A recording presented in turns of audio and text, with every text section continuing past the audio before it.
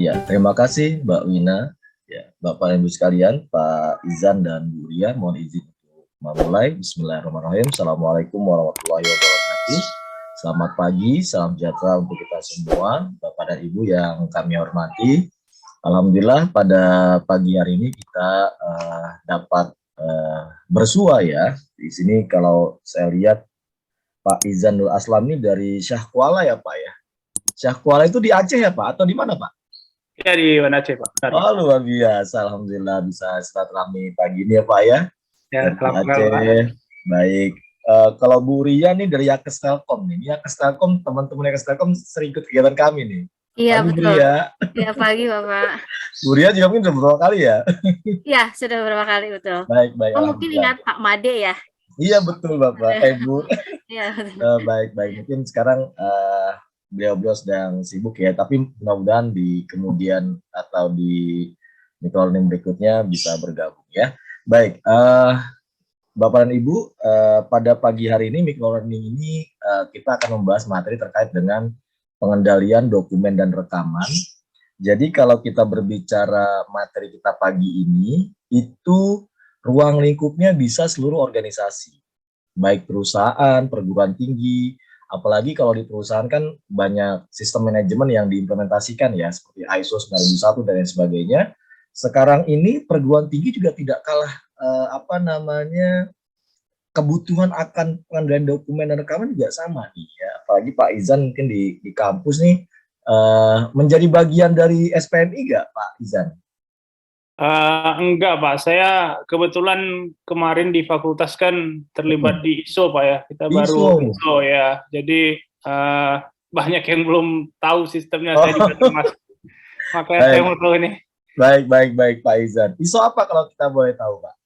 Kita kemarin 9001 sama 21001 Pak. Oh iya. Manajemen pendidikan ya. Iya baik. Jadi 9001 dan 21000 ya di sistem manajemen organisasi pendidikan ya. Nah ini nanti bisa nih kita adakan materi khusus ya untuk SMOP ya kalau 21000 ya, sistem manajemen organisasi pendidikan yang dimana dengan 9001 ini memiliki kesamaan tujuan. Hanya saja kalau 21000 itu khusus ya untuk lembaga atau organisasi pendidikan. Tapi kalau 9001 umum nih ya, seperti Yakes Telkom juga ini pasti sudah mengimplementasikan 9001 dari jauh-jauh hari ya. Begitu juga di kampus Pak Izan nih. Baik, sebelum saya mulai materi ini, saya mohon izin untuk sedikit berdiskusi dengan Pak Izan maupun Bu Ria. Saya mungkin pertama ke Pak Izan dulu. Pak Izan, kalau saya boleh tahu, di dalam implementasi ini Bapak ada tanggung jawab khusus nggak? Misalnya sebagai dokumen kontrol kah atau sebagai tim ISO apa gitu di kampus? Ya, saya sebagai koordinator pelaksana sertifikasi kan untuk tingkat program studi. Di bawah saya ada tim administrator kita, ada pendidikan, kemudian ada beberapa tim kita untuk yang menyiapkan dokumen juga. Baik. Berarti seperti MR-nya ya, Pak Izan ya? Ya. Oh, MR-nya baik. Ini kalau MR paling sibuk di audit. Ya, habis kita Walaupun ada tim kita di bawah ya, Pak. Maksudnya ada tim yang nggak sendirian pasti ya. Tapi tetap aja MR itu ibaratnya ya palang pintunya MR lah gitu ya. Yang kena kita dulu. Baik. Nah, kalau kami boleh tahu ISO 9001 di Pak Izan di Syahkuala ini sudah berapa lama Pak sertifikasinya? Baru beberapa bulan yang lalu. Oh gitu, baru pertama nih? Beberapa bulan yang lalu. Ya, jadi baru pertama kemarin kan. Jadi kita serentak ada dari level fakultas, jurusan sampai ke program studi. Ada lebih 30 program studi kalau saya sekali semuanya. Masif kemarin. Hanya saja kan kita nggak pernah level seperti ini Pak ya. Jadi kita biasanya dengan akreditasi BAN PT, betul. kan. Jadi agak sedikit berbeda mungkin, apalagi dari segi dokumen kontrol nggak sedetail itu. Jadi ya, penghancuran dokumen itu kita nggak pernah melakukan itu semua, Makanya kemarin temuannya bening saya. Baik, baik. Jadi apa namanya sebenarnya kalau untuk kampus ya, mungkin Bu Ria juga ini untuk wawasan ya, Bu Ria ya. Bahwa kalau di kampus itu memang ada yang namanya sistem penjaminan mutu eksternal begitu ya. Kalau kita sebut biasanya kita kenal dengan BAN PT ya, yang melakukan akreditasi untuk kampus begitu. Nah, BAN PT atau sistem manajemen SPME lah ya, boleh dibilang, itu mengacunya kan ke standar dikti. Nah, sedangkan ISO, nah mengacu ke standar ISO-nya nih, baik 9001 atau 21001. Nah, pada dasarnya ISO yang terbaru, terutama yang terbit di atas 2015 ya, Bapak Ibu nih, Pak Izan dan Bu Ria, itu jumlah klausulnya sama. Saya selalu ngulang-ulang, saya akan selalu ulang-ulang karena ini agar pemahaman kita itu dalam, bahwa jumlah klausulnya sama, Pak. Kalau Bapak dan Ibu perhatikan ada 10 klausul ya, pasti ya. Nah, itu disebutnya high level structure ya. Jadi ISO 9001, 21000, ISO 14001 di lingkungan, ISO 45001 di safety itu jumlah klausulnya sama. Artinya bisa diintegrasikan. Nah, kemudian kalau kita berbicara pengendalian dokumen dan rekaman di ISO terbaru ini, terutama di 9001 dan ISO 21000 itu istilahnya udah nggak muncul lagi, Pak, pengendalian dokumen dan rekaman sebenarnya ya. Yang munculnya itu adalah informasi terdokumentasi. Kalau mungkin Pak Izal atau Bu Ria juga membaca-baca dokumennya gitu ya. Jadi pengendalian dokumen dan rekaman itu sudah nggak ada lagi. Maksud saya nomenklaturnya ya, yang tidak ada ya. Tapi secara fungsionalnya tetap berlangsung, Pak. Pengendalian dokumen dan pengendalian rekaman. Nah, kemarin itu pada saat audit Pak Izan terkait dengan dokumen-dokumen apa? Temuan-temuan atau catatan-catatannya yang Bapak ingat? Salah satunya itu Pak ya, tentang dokumen kontrol, ya kan? Bentar, saya buka lah ya. Saya nggak ingat juga nih. Kalau saya dokumen kontrol, mekanisme penghancuran dokumen, kemudian selebihnya yang lain itu hanya update terkait dokumen mutunya. Tapi yang paling krusial ini sih pengendalian dokumen dan rekaman ini memang tidak ada sama sekali. Kalau seperti dokumen mutu itu ada, tapi statusnya mungkin tidak berkualitas baik gitu ya temuannya. Iya. Kalau yang ini memang nol sama sekali nggak ada. Oh gitu. Dinyatakan memang belum ada itu karena saya ambil karena memang nggak pernah kita lakukan, Pak. Tidak pernah lakukan. Nggak pernah kita lakukan. Ya, jadi kita tidak pernah melakukan itu. Apa namanya ya? Jadi selama ini sistem kerjanya ya bekerja seperti itu aja, gitu kan. Jadi SOP, kemudian instruksi kerja, kemudian formulir dibuat, sudah seperti itu. Begitu ada yang diupdate terbaru, kita tidak pernah memberitahukan ini update terbarunya, tapi memang kita gunakan yang update terbarunya, tidak pernah terdokumentasi. Kemudian kalau ada yang dibuang ya sudah dibuang saja, nggak ada tercatat dan sebagainya, itu tuh nggak ada. Ya. Dan itu ya tentu saja menjadi temuan ya Pak ya. Kalau ada revisi-revisi gitu ya, harusnya terrekod. Ya, benar Pak. Jadi kita ini kan kemarin kan di auditnya itu juga nggak terlalu besar ya temuannya ya, jadi minor kemarin. Jadi surveillance-nya kan tetap berjalan nih kan selama 2 tahun. Nah, betul. Kita khawatir di surveillance 2 tahun ini kan akan semakin ketat lagi. Makanya kita coba perbaiki, ya mungkin signifikan lah perbaikannya jadinya kan. Baik Pak. Waduh, ini seru banget ya. Ini menarik sekali diskusinya dan harapan saya nih pagi ini sampai siang nanti Pak Izan bisa banyak berdiskusi ya. Kalau ada suatu hal yang memang Pak Izan bingung ya, atau bagaimana nih permasalahan di kampus saya seperti ini, studi kasusnya, kira-kira apa solusinya, silakan nanti disampaikan saja Pak Izan ya. Jadi saya biasanya nggak nunggu sampai selesai dulu materinya, biasa di beberapa slide akan saya konfirmasi ada pertanyaan atau tidak. Silakan jangan ragu-ragu untuk bertanya, karena apa namanya, menurut saya terkait dengan penilaian dan dokumen dan rekaman ini selalu jadi objek audit Pak.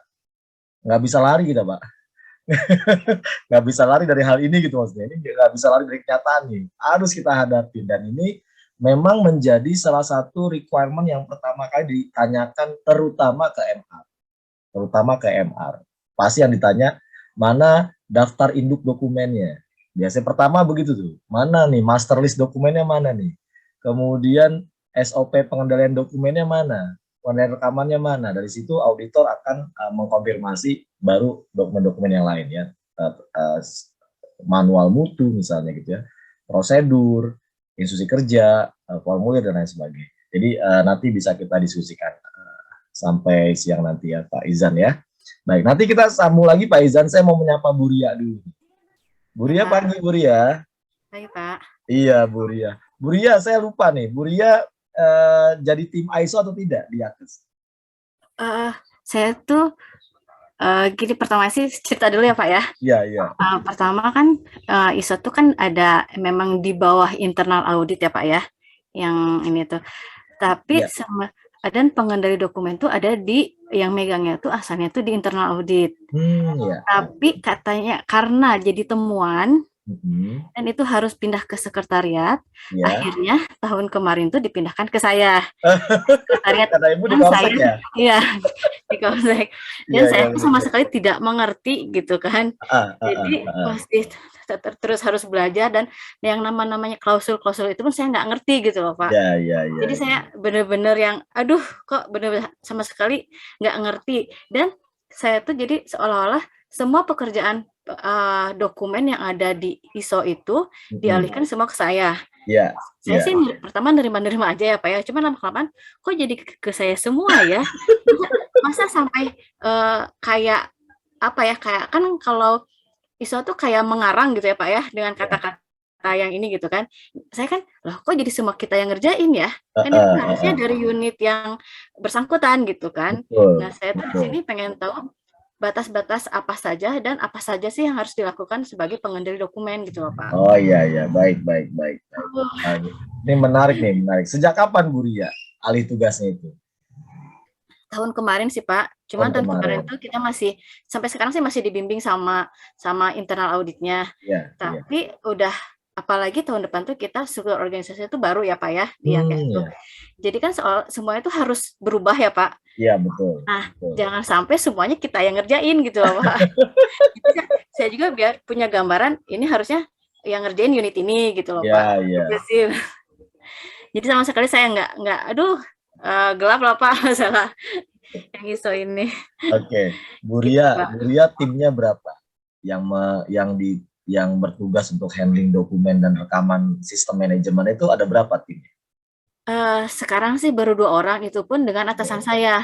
Oh itu dengan atasan, berarti semuanya jatuh ke Bu Ria dong ya? Iya, nah itu dia. Jadi saya belum dengan pekerjaan yang lain gitu kan di luar ISO. Iya. Bukan mengeluh ya Pak ya, tapi kan kaget juga gitu loh. Iya. Baik. Gitu Pak. Baik. Nah kemudian MR-nya itu siapa sekarang? Di bagian mana? Departemen mana MR yang bertanggung jawab untuk implementasi? Nah saya juga, nah ini tuh seharusnya siapa sih Pak? Apakah internal audit ataukah pengendali dokumen? Saya juga belum ngerti gitu yang harus mensosialisasikan itu siapa gitu loh Pak. Oke. Jadi nggak apa-apa nih di diskusi awal saya mau memetakan dulu ya. Tadi saya sudah petakan kondisi Pak Izan ya. Jadi sudah terpeta berarti kondisinya seperti ini. Sekarang di Bu Ria nih. Soalnya kalau ini Pak, soalnya kalau saya nanya ke IA-nya pasti ya harusnya pengendali dokumen. Jadi semuanya karena kita merasa nggak tahu, jadi saya bukannya ini takutnya yang harusnya bukan hak kita, tapi kok jadi ke kita gitu loh Pak. Iya. Karena kita baru gitu. Baik. Nah umumnya gini, saya coba urutkan dari hal yang umum ya Bu Ria ya. Biar nanti Bu Ria ada gambarnya clear ya. Yang pertama, kalau di Yates Telkom ini penanggung jawab ISO-nya atau tim ISO-nya itu di bawah siapa? Ada di internal audit Pak. Di internal audit. Tapi kalau sekarang dialihkan ke Korsek, itu semuanya atau hanya untuk dokumennya saja? Nah ini kemarin sih bilangnya kan hanya dokumennya saja, tapi dokumennya bukan dokumen, kan kita tuh mengenai layanan ya Pak ya, layanan kesehatan, prosedur kayak gitu-gitu ya. Nah kalau misalkan mengenai RJTP itu kan harusnya dokumennya juga di unit layanan ya Pak ya. Nah, berarti saya tuh adanya dokumen-dokumen seperti manual mutu, nomor induk, sasaran mutu, RTM, kayak gitu-gitu aja sih Pak kalau di saya gitu.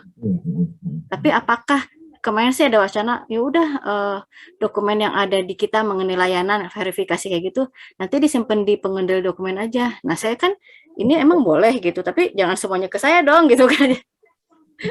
Gitu sih Pak. Jadi makanya saya pengen tahu gitu apa sih batasannya gitu loh. Ya, baik Bu Ria. Jadi ini secara umum seperti ini. Dalam suatu sistem manajemen itu ada mempersyaratkan bahwa organisasi itu harus menunjuk atau menugaskan seseorang atau tim ya, atau beberapa orang yang bertanggung jawab terkait implementasi sistem manajemen, baik itu ISO 9001 dan ISO yang lainnya misalnya ya.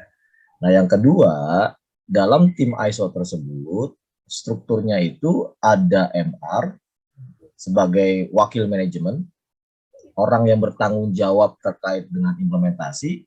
Artinya orang tersebut tuh kalau di beberapa organisasi disebutnya tim pro misalnya gitu ya, atau project manager. Kalau misalnya ini dianggap sebagai suatu project, ISO sebagai suatu project manager atau MR. Nah, di bawahnya itu nanti MR itu memang biasanya dibantu oleh seseorang atau mungkin satu atau dua orang tim misalnya gitu ya. Ini sebagai dokumen kontrol. Nah, keberadaan MR dan dokumen kontrol dalam ISO saat ini itu tidak wajib ada secara langsung, harus ada jabatan MR gitu ya, atau dokumen kontrol atau pengendalian dokumen misalnya. Itu tidak serta-merta ada langsung, tetapi boleh ada, boleh tidak. Maksud saya keberadaan dalam struktur ya. Nah, secara fungsional tentu saja itu perlu ada. Karena apa? Karena dalam sistem manajemen berbasis ISO itu memang dokumen itu harus ada yang mengendalikan ya, walaupun sekarang itu istilahnya yang digunakan adalah informasi terdokumentasi, jadi pengendalian dokumen dan rekaman. Pertanyaannya, siapakah pihak yang memang seharusnya bertanggung jawab terkait dengan pengendalian dokumen dan rekaman ini? Tentu saja itu tanggung jawab besarnya tentu saja di MR ya. Tapi kalau nanti di MR itu dibagi-bagi tugas dan wewenangnya, nanti akan terkumpul atau terpusat pada dokumen kontrol tersebut ya, atau pengendali dokumen. Saat ini di tempat Bu Ria ternyata dialihkan nih dari internal audit, dialihkan ke Korsek sebagai pengendali dokumen. Pertanyaannya, apa saja yang menjadi tanggung jawab dari pengendali dokumen itu dan job desk-nya secara umum?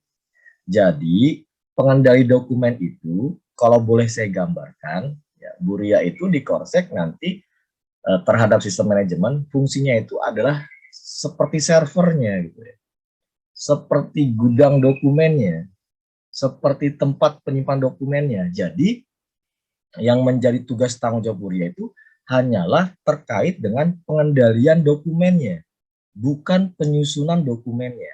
Ini yang perlu digarisbawahi. Karena kalau penyusunan dokumen, pembuatan laporan masing-masing bidang itu di masing-masing area, di masing-masing unit kerjanya. Jadi tugas dan tanggung jawab pengendali dokumen itu yang pertama memastikan bahwa dokumen-dokumen ISO yang ada di Yakes Telkom misalnya, kalau saya lebih persempit di Yakes Telkom, jadi Bu Ria harus memastikan bahwa dokumen yang beredar di Yakes Telkom itu terkendali. Terkendali itu artinya adalah kalau ada perubahan tercatat di Bu Ria. Kalau ada revisi, Bu Ria punya catatannya. Kemudian kalau ada penambahan dokumen, Bu Ria punya catatannya.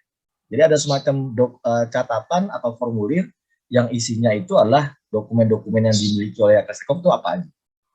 Nah, kemudian yang kedua, selain pencatatan dokumen itu, biasa kita kenal dengan master list dokumen atau daftar dokumen. Nah, itu ada di pengendali dokumen. Yang kedua, Pak Tommy, dokumen fisiknya bagaimana? Atau soft copy dokumen itu bagaimana? Yang ada di masing-masing bidang, di masing-masing area kerja. Jadi, kalau tadi disampaikan bahwa, oh dari layanan, dari ini, dokumennya diarahkan saja ke Bu Ria, disimpan semua. Kalau fungsinya hanya untuk menyimpan atau memang Buria istilahnya memiliki dokumennya, itu memang sudah sesuai. Jadi pengendali dokumen itu pertama, tempat menyimpan dokumen asli yang berkaitan dengan sistem manajemen, SOP yang aslinya tuh memang nanti ada di pengendali dokumen. Kalau sekarang Buria di Korsek, berarti semua dokumen ISO itu memang ada di Korsek. Baik itu soft copy atau hard copy, tergantung di Yakes Telkom ini dia soft copy atau hard copy. Gitu ya Bu ya? Soft copy atau hard copy. Nah, kalau misalnya soft copy ya berarti Ibu harus menyiapkan, kalau saya bicara server mungkin terlalu jauh ya. Jadi Ibu siapkan satu folder misalnya. Nah, satu folder itu Ibu siapkan untuk menyimpan dokumen-dokumen yang ada di berbagai bidang ini. Disimpan di sana, dikelola di sana. Jadi bikin satu folder besar. Nanti folder besar itu kalau dibuka, diklik, ada folder-folder masing-masing unit kerja, masing-masing divisi. Ada layanan, ada internal audit, ada apa, yang berkaitan dengan ISO. Nah, nanti Ibu memang di pengendali dokumen itu harus memiliki dokumen aslinya. Jadi memang dokumen-dokumen yang ada di semua layanan, di semua divisi lah, bukan hanya layanan, di semua divisi memang harus di-share ke pengendali dokumen. Tetapi fungsinya hanya tempat penyimpanan. Hanya tempat penyimpanan. Artinya pada saat orang bertanya, SOP ini siapa yang megang ya? Nah, Buria tuh, oh di saya ada. Instruksi kerja ini ada di mana ya? Di saya ada. Jadi semua dokumen yang ada di Yakes itu ada di Buria semua. Tapi dengan catatan itu dokumen-dokumen masternya, dokumen-dokumen aslinya. Dokumen-dokumen yang sudah disahkan gitu ya. Misalnya pun dalam bentuk soft copy tapi sudah ada pengesahan-pengesahan yang asli, Ibu simpan. Nah, terkait dengan dokumen itu misalnya terkait layanan, ada laporan ininya, evaluasinya, itu bukan tanggung jawab dari Korsek. Gitu ya, Buria ya. Iya, Pak. Itu tanggung jawab masing-masing unit. Jadi maksud saya di sini Buria nggak usah khawatir. Kalau nanti ada teman-teman dari internal audit mengirim dokumen ke Ibu, dari ALN mengirim dokumen ke Ibu, dari ALN, itu memang tugas pengendali dokumen ini seperti itu. Tapi yang perlu saya garis bawahi adalah pengendali dokumen itu hanya boleh dibilang dia tempat penyimpanan dokumennya, tempat distribusi dokumennya. Jadi kalau ada mau revisi harus laporan ke Buria. Kalau ada SOP yang mau ditambahkan harus laporan ke Buria. Laporannya itu bukan untuk Ibu mengesahkan atau tidak, bukan, tapi laporan itu agar tercatat oleh Ibu. Kalau ada revisi, agar Ibu bisa mencatat. Ada revisi di mana nih? Kan biasanya ada catatan ini ya, riwayat dokumen ya. Ada revisi ke berapa nih? Ya, SOP. dari usulan kayak gitu ya Pak ya? Iya, dari usulan-usulan itu nanti harus lewat ke Ibu dulu. Karena apa? Karena harus tercatat gitu. Karena harus tercatat. Nah, pertanyaan saya itu adalah tadi bahwa Ibu hanya diamanahkan di Korsek ini untuk pengendalian dokumen saja kan, gitu ya. Bukan sebagai MR kan. Kalau bukan sebagai MR artinya MR-nya itu tetap di internal audit gitu ya. Kalau MR itu wakil manajemen ya Pak ya? Iya, artinya yang berhubungan dengan auditor nanti. Iya, kalau wakil manajemennya ada, kita atasannya. Kalau kita sih kepala bidang umumnya SGA Pak, SMGA. SMGA, oke. Di bawahnya baru manajer-manajer. Nah, manajer itu ada manajer internal audit, manajer komsek gitu. Itu di bawahnya. Oh gitu, berarti untuk MR-nya bukan komsek ya Bu? Bukan. Baik. Jadi komsek itu memang betul-betul saat ini difungsikan untuk pengendalian dokumennya gitu ya Bu Ria? Iya, betul. Ya. Oh iya, oke. Ini udah clear nih. Clearnya maksud saya Bu Ria bebannya nggak ngurusin ISO semuanya gitu loh Bu, maksud saya Bu. Oh enggak sih, enggak cuman hanya pengendali dokumen saja sih, cuman karena mungkin baru peralihan, jadi saya sendiri masih yang kaget gitu, dan seolah-olah semua sampai dalamannya tuh kita yang ngerjain gitu loh Pak. Oh iya, enggak. Kalau isi dokumennya bukan tanggung jawab Ibu. Kalau isi dokumennya bukan tanggung jawab Ibu. Jadi Ibu tuh hanya mengcollecting, bahasanya mengcollecting ya kalau bisa, mengcollecting, mengumpulkan dokumen. Iya. Memastikan bahwa SOP itu masih kontrol ya, masih terkendali. Kalau ada revisi, yang merevisi itu harus report ke Ibu. Iya, betul. Jadi, kalau ada revisi report ya ke saya ya. Nanti Ibu punya catatannya gitu. Punya form khusus ya untuk perubahan-perubahan dokumen. Kemudian kalau ada SOP yang harus benar-benar diganti ya, dihilangkan atau dimunculkan baru, itu harus pengetahuan Bu Ria sebagai pemilih dokumen. Ya, betul. Nah, Berarti kita tuh harus mengingat yang revisi-revisinya itu ya, Pak ya? Iya, iya. Kan Iya. kalau misalnya revisi gini Bu, misalnya di SOP ada revisi nih Bu, walaupun revisinya itu mungkin 1 atau 2 poin, itu Iya. dokumen yang lama harus Ibu tarik tuh Bu, di Iya. mereka. Oke, dokumen yang lama tarik semua ke saya. Kalau misalnya hard copy, biasanya tuh diminta hard copy-nya.